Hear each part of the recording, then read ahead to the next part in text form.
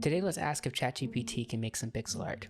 I know ChatGPT is a text-based AI, and it's not entirely capable of making artwork, although I have made some ASCII artwork with it. It was pretty fun. But I thought we could probably try to teach it to make some pixel art. We can assign a color value to a number, and to keep it simple, we'll just stick to gray tones. So 0 will be black, which is 0, 0, 0, 0 as a hex value. I think that's enough zeros. And then white will be 9, and the color for white is FFF.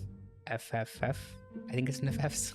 And then we'll have all the other gray tones assigned to 1 through 8 with their respective hex values. And using those, let's see if ChatGPT can draw us pixel art, but give it to us in the style of a CSV file. And for those who don't know, a CSV file is basically a text document of comma-separated values. So if you were to open them up, it'll just be a word or a number, comma, a word or number, comma, and so forth, which is great for like data organization and all sorts of fun things. But for us, we can store a pixel color value in the CSV file and then interpret that using Google Sheets. So here we'll ask ChatGPT to draw Mario from Super Mario Bros. As a 16 by 16 sprite, and let's see what it draws. So we'll copy that CSV output into Google Sheets, and it just looks like a bunch of numbers and commas. But under the data menu in Google Sheets, you can actually split text to columns. And what that's going to do is put every number in its own cell and completely delete the commas. So now that we have that, we can resize the columns and the rows to be the same dimension, which gives us squares.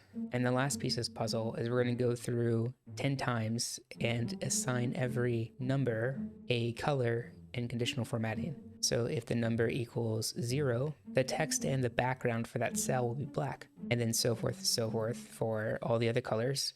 And as we fill that out, you can begin to see ChatGPT's Mario. It kind of looks like a droopy monster in a way, but it was a good attempt. So now that we have a good formula, we can prompt it with a more simple idea to see if it maybe could just draw a mushroom.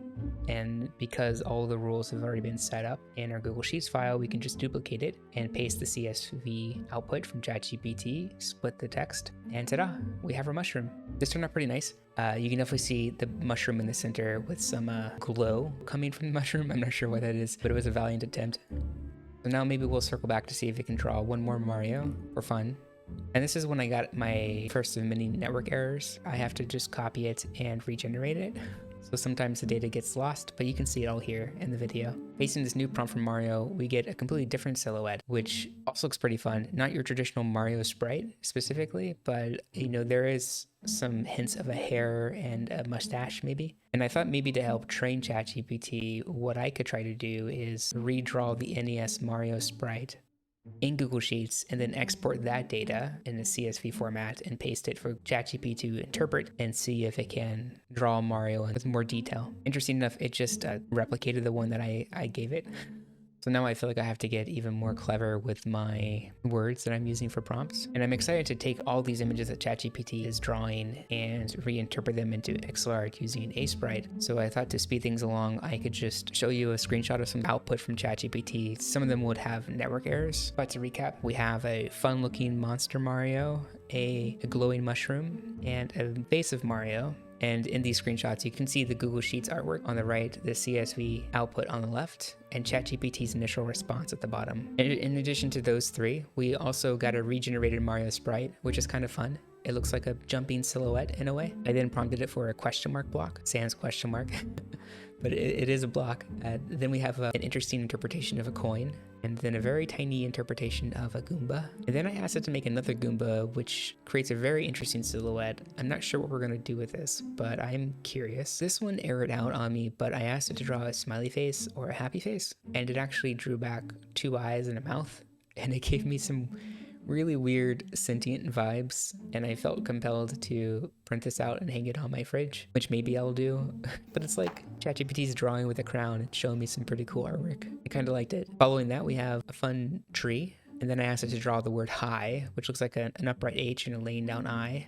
And then I spent some time with ChatGPT thinking it could reference images online, and then I found out it can't reference images online. But I did get this really interesting minimalistic interpretation of Mega Man. I can kind of see like a color for the helmets, the face, the torso, and the legs. And then we have 2 more interpretations of Mega Man. This one I really like. Another smiley face. I tried for a traditional stick figure, you know, with the outstretched arms and legs. Then we got a simple letter A sitting dog. And this one I thought I would give it more resolution and try to get an oval coin. It aired out both times, but I got these two halves, which look pretty interesting. Then we have a simple smaller coin, and I was really liking the gradient technique, so I tried to get it to draw me a rainbow, and then the Fibonacci sequence. And then notably here, I asked it to draw today's date, and at the time when I was recording these prompts for ChatGPT, it was March 23rd, so it returned this big white empty canvas. But towards the bottom left are two individual pixels, and one is the value 2 and the other is the value 3, which correlates to these two values of gray. I thought those are really fun answer. I really like it. And then shooting for the stars, I thought I would reference some popular classic art. So we have Mona Lisa, which I thought was really interesting that its response was it being uncertain it could really replicate Mona Lisa with the minimalistic color palette that it has, but it will do its best. And here's what it did. And then I tried it again, but specifically in an NES sprite style. And it returned this really cool looking simple square-ish shape. So you can kind of see the face, the torso, and the hair. I really like this. I'm excited to apply some paint colors to this later. And on a similar vein of thought, I asked it to draw the Starry Night. I'll post a screenshot of its initial response here. I found it very intriguing of it being overly concerned on trying to represent the intricacies of the Starry Night using a small resolution and a small color palette. And then for fun, I asked it to draw it one more time with a bit more detail. So now that we have all these images, we're going to redraw them in a sprite, and then we're going to handpick a few of those to recolor, and then a smaller group of those we'll take and reinterpret as kind of like a Rorschach test in a way. All right, so now that we've got everything converted over into a sprite, let's pick a few of these. What we have here, 25 different ChatGPT pixel art images, and we're going to convert them into color, but we're going to do it supporting ChatGPT's original intent. So an example of this creature that ChatGPT made, the prompt was Mario, so we're actually going to try to make it look like Mario in a weird kind of way. So I thought maybe he has a hat that's kind of drooping back in a cartoony fashion, that's kind of drooping onto the floor, bit of a mustache and some overalls, and adding a little bit of shading and highlighting. And I think we got a pretty good winner there. Now we have ChatGPT's original Mario and now the colored Mario. Taking the same logic, we'll jump into the mushroom. I really like the idea of having like this glowing aurora. So adding a little bit of shading to the mushroom, but then kind of really sprinkling in some live air particles. I think that looks nice. And then moving on to our second Mario. This is the one that had the network error. It's hard to make this one look like Mario specifically because it does feel a bit squish, but I tried to embrace it a little bit. We have top of Mario's hat, trying to squeeze in some overalls. Maybe he's like crouched down, kind of neat. And now the question mark block. Now this question mark block does not have a question mark, so I'm gonna take some artistic liberty here and actually add a question mark. It's a little bit better. I'm not going too crazy with the detail here. I'm trying to keep it super simple and as close to the original ChatGPT artwork as possible. We will be going into at the very end and adding a bit more detail on a select few objects. And then jumping from that, we're going to go into the first Goomba that ChatGPT drew. Just a small little tiny Goomba sprite. I gave it some feet and a bit of a brown background. I thought that turned out really nice. Then going from that, we got to the second Goomba. This one I'm going to come back to a little bit later. I had a hard time figuring out what I could do with this, but actually I'm really happy where we ended up. So let's jump back to this in just a moment. And now to ChatGPT's first smiley face. Because I'm a nostalgic person, I thought I would try to draw a smiley face using Super Nintendo colors. But then I decided to switch to just doing black and white. There's something kind of charming about just in a grayscale. I think it turned out pretty nice. Then we're jumping to ChatGPT's tree, give it a bit of sky and then kind of find a canopy for the tree and then turning the bottom triangle into like a dirt clump or their roots. I think it looks pretty good. It's fun taking these silhouettes and then adding color. I'd be curious to see what everyone else comes up with. So feel free to do some variations on this and maybe you see something that I don't and share it on Twitter. I'd love to take a look. And then going from that, we're going to go to this Mega Man image that ChatGPT drew. What I have here on the side is Mega Man's actual sprite from the video game, and I'm sampling colors from that sprite and drawing it into these rectangles, and then I'm going in through with a black outline because the original Mega Man sprite did have those outlines. I think it turned out really good. I would not frame this. It looks kind of fun, very minimalistic, very simple, very clean. I kind of like this. And then I have two more Mega Man sprites that ChatGPT drew that I'm trying to recolor. These definitely look like weird monsters in a way. They definitely take a little bit of imagination to figure them out. And then going from that, we went to ChatGPT's second smiley face. Went with like a gelatinous kind of cube here. I kind of like the way this one turned out. And then coming towards the end, we have our Mona Lisa. And what I have done here is I have a JPEG of the actual Mona Lisa up on a separate screen. And I'm sampling colors from her to try to find good colors that might work in this very minimalistic style. Overall, I generally don't hate the results, and we're definitely going to circle back to this one towards the end. From one classical art piece to the next, we're going to jump to the Starry Night. I thought I would take this like simple gray circle in the center and kind of make that one of the bright stars, you know, with like the swirling patterns around it. And very similarly, I have the Starry Night open on a separate screen, and I'm sampling colors from it, trying to find a good fit for this particular art piece that ChatGPT drew. I think it turned out pretty good. And then we're going to go to the other Starry Night that ChatGPT drew. With this one I really liked. It doesn't quite look like Starry Night, but I feel there might be something to it if you tilt your head. And if I rotate it, you can kind of see where I'm coming from. So I decided to make this, the center shape of Starry Night, the center point, and adding like a stream of a swirling light kind of emanating from this. Definitely hard to do, but it was very fun, and find out how to represent it in like a very minimalistic fashion. Going from Starry Night, we're going to rein it back a little bit and try to keep it simple. Here we have a fun rainbow, which just, you know, just going Roy G. Biv on it. And then finally circling back to that mushroom, I said mushroom, Goomba, but circling back to the Goomba, I thought, what if, and I know it's not perfectly aligned, but what if the bottom part is an upside down Goomba that is reflected in water? And I like the concept. I pulled in some darker purples and blues to color the Goomba on the bottom half of the screen. Then I added some water and specularity highlights around it, and then filled in the top half with a bit of sky and some atmosphere. And I surprisingly really like it, and I'm happy with the silhouette that ChatGPT drew. This one took me a particularly long time to figure out, and definitely curious to see what other people interpret from a silhouette. But now that we have all of those drawn, and I'm happy with them, I think they turned out really cute. I like it. We're gonna jump to 4 specific ones and see if we can give it a bit more detail before we end the video. Okay, from these 4, let's start looking at Vincent van Gogh's The Starry Night first. What I wanted to do was to try to have the painting feel like it's rotating, like it's a token that you can collect. So I began squishing and stretching the painting around and rotating it, and then I just created a brown backside to help the rotation read. But I was having problems with that, so I started adding shadow, and then I even added a picture hanging wire in the back of the painting. Then adding a bit of a shadow on the ground and some levitation, just to really sell that floating look.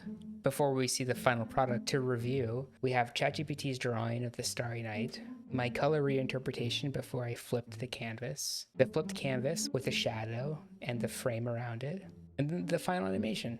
I think it turned out really nice. Getting the perspective right on the distortion that needs to happen as the canvas goes sideways was particularly challenging, but I leaned on trying to keep that brightest star just ever so slightly visible on the canvas as it rotates.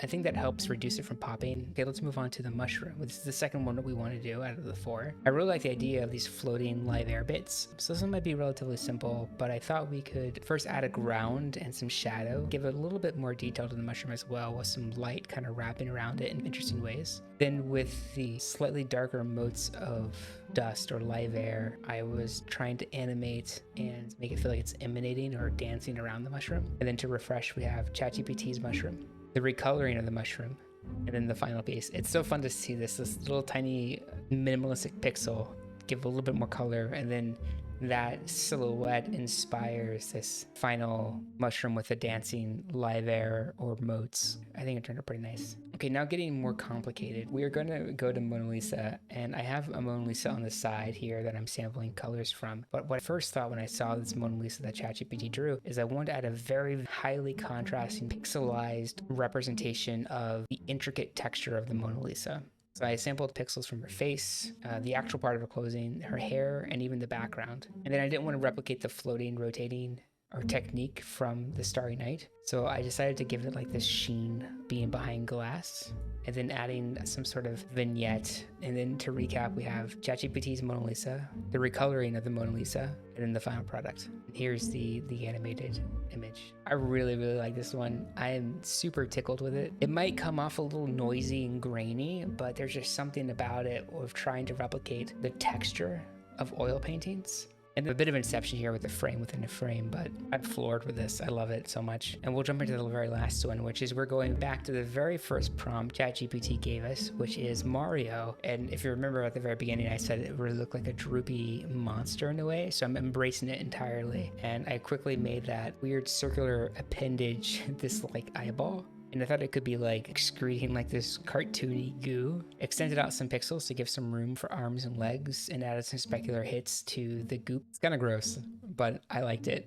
Then here we have it, the original ChatGPT Mario. Me recoloring the artwork to make it look as much like Mario as I can. And then the final Mario monster that appeared in my brain when I saw the silhouette for the first time. And here's the animated image. Overall, I think these all four turned out really good, and like a special shout out to the several pieces of art that ChatGPT provided that led us to this final step. I thought this was a really fun exercise. As I'm recording this, which a lot of this has been weeks in the making, I'm aware of a new ChatGPT conference that came out where ChatGPT can draw or make art. And maybe it can make art with ChatGPT 4 as well. I don't know. But technology moves so fast. And at least in the present state of me actually working on this project, getting ChatGPT to draw with a CSV file and then interpreting that CSV file into pixel art and then reinterpreting that pixel art and using it as inspiration for new or more refined ideas, I thought was a really fun process. And I know this video went a little long. I apologize, but I do hope you enjoy the journey. More game dev stuff coming soon. Hopefully more Pixar stuff coming soon. I'm going to try to keep the videos shorter and tighter and more succinct, but I'm excited to share some more exploration coming from a very new pixel artist and game developer. And I look forward to hearing your feedback. And again, I really am curious to see how other people might interpret these silhouettes or shapes that ChatGPT drew. So free to share it on Twitter. I look forward to taking a look. Thank you so much for hanging out. I do appreciate it. And I will chat with you next time. Ciao.